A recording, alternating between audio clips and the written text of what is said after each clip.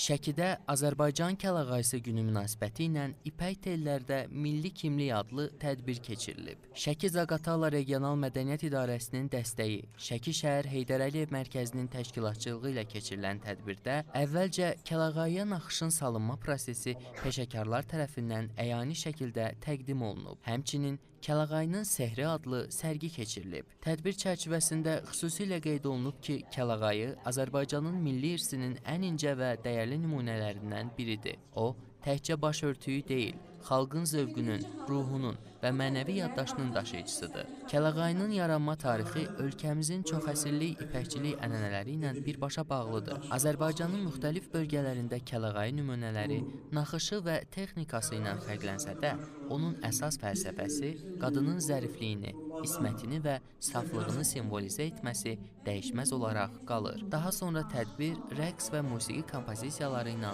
davam edir.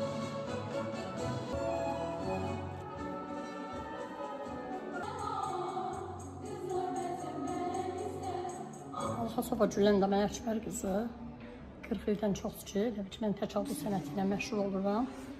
Təkalduz sənəti əslində elə bil ki, bu ipəkçilik ilə elə bil ki, eyni formada gedən bir sənətdir. Kəlağayı elə bil ki, bizim qədimliyimizdən qalma, yəni dünyanın heç bir yerində olmayan bir elə bir sənət növüdür ki, o ancaq elə bir Şəkidə istehsal olunur və o UNESCO-da yer tutan bir sənət növüdür.